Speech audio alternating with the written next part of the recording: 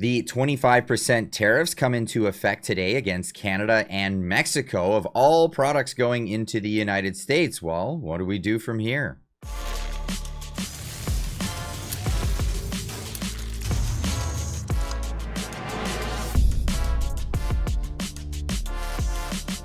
Ladies and gents, welcome back. We saw this coming. We knew it was coming. We were told it was coming. And our political class in Canada, you decided to use this for their election process. That's right. They've turned this into a political hot button issue in Canada rather than actually negotiating fair trade between Canada and the United States. This is how it went down. Now, I'm going to get into this first. Trump is going to be addressing the nation tonight. Brian Lilly saying, I don't like the sound of this. Donald Trump saying on Truth Social, tomorrow night will be big. We'll tell it. I will tell it like it is. This, of course, was yesterday, talking about this evening. This evening is going to be Donald Trump addressing the nation. Is this the State of the Union? No, it's not the usual scheduled State of the Union. What will Trump say in this address to Congress? The topics and tone you can expect. This is from USA Today, explaining basically what we're gonna be getting into. We see this on many other articles. You know, CNN. Obviously, I mean, do we trust CNN? No, but they're just spitting the just raw facts here. Trump to lay out domestic and foreign policy agenda in address to the Congress. What are we covering here? Well, they're going to be talking about the Trump tariffs against Mexico and Canada. We're going to be talking about the 25% tariffs on Mexico and Canada.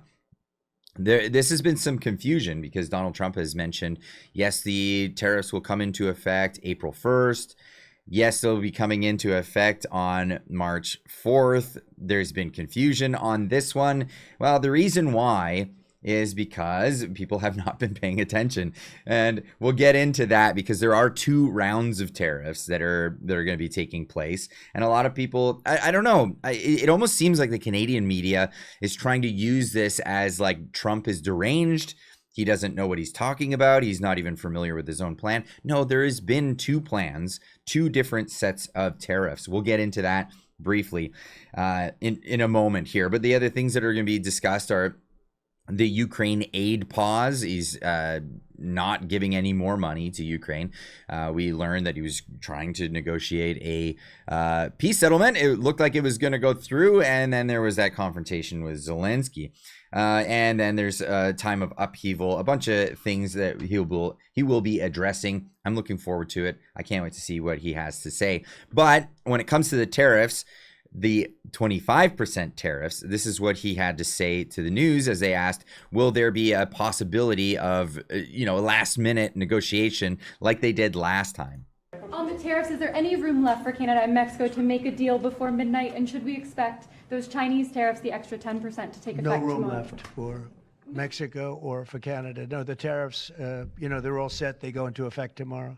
So no room left for Mexico and Canada. And this is largely because, well, when they were given a chance, they were given a reprieve for a month, and they quickly went back. Well, I can only speak for the Canadian politicians. Not sure what's happening in Mexico.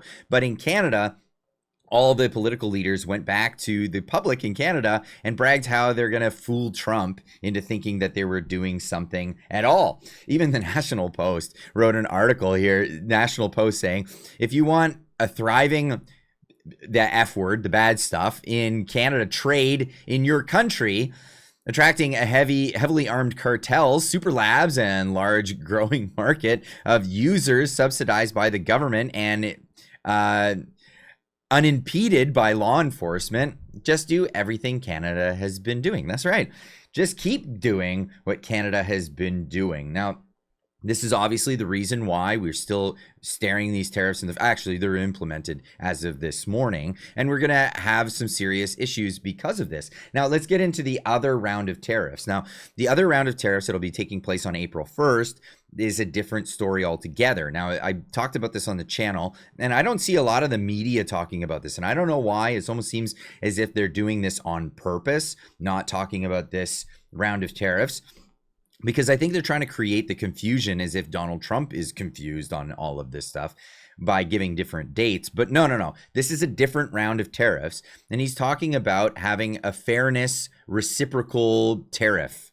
This is the idea that if any country has tariffs on the United States, those particular products, they're going to have a reciprocal tariff on them. If there are trade barriers or restrictions on any products, the U.S. will bring in trade barriers and restrictions on the products from that country. This is just the tool here, and I'm assuming that the idea here is to alleviate the tariffs and trade barriers, because in the tweet he mentions, and I'll leave a link in the description down below, you can read this. I've already mentioned it on the channel, but if a country wants to lower their tariffs or trade barriers, the U.S. will immediately lower theirs. So this is an open door. This is an olive branch for all intents and purposes for other countries to lower their tariffs. Now, what does this mean on April 1st? On April 1st, it means it's going to be a lot more than 25%. Let's just be honest here. Now, steel won't go up by much because Canadians already have a 25% tariff on steel, but things like aluminum will go up to 45%, copper 48%, cars 45%, TVs 45%, eggs 163%, wheat 94%, bovine meat 26%. We're going up to dairy and milk, all of these things, dairy products, milk 270%, cheese 245%, butter 298, 300% tariffs on these things. Come on, this is crazy. Chicken 238% on a lot of different items. Now, this is, of course, this has been long-standing Canadian tariffs, and Donald Trump is trying to renegotiate these things. Of course, the Brits tried to renegotiate these back in 2024 in January to no success. In fact, they said they walked away from the table. They walked away from the table with the Canadian government and said, come back when you've put your big boy pants on and you'd like to actually have trade negotiations. This dairy lobby thing you've got going on in your country ain't working for us, and we don't want to do that. Now, of course, some of these blowhard politicians are really throwing their weight around. And of course, Doug Ford is no different. He just won an election thanks to the tariffs and using them as a wedge issue for a lot of people, and doing this whole Team Canada first. Well, he's out there still playing the game and trying to give funny quips and analogies on the news. The market is going to go downhill faster than the American bobsled team. It's going to be an absolute disaster. Yeah, it's going to be a disaster. And you know what? I'm tired of these analogies, trying to be funny, that kind of stuff on the news. Mark Nixon saying Doug Ford's genius plan to fight U.S. tariffs: turn off the lights for 1.5 million Americans. Yeah, that'll help trade relations right there. Ban U.S. booze from Ontario. Ludicrous. Escalate a losing battle. Why don't we cut provincial trade barriers and build pipelines instead, and remove the carbon tax? All right, that would make sense. Wouldn't that make sense? Of course, Kirk Lubermoff pointing this out on X, saying March 4th, 25% tariffs, April 1st, carbon tax plus 19%.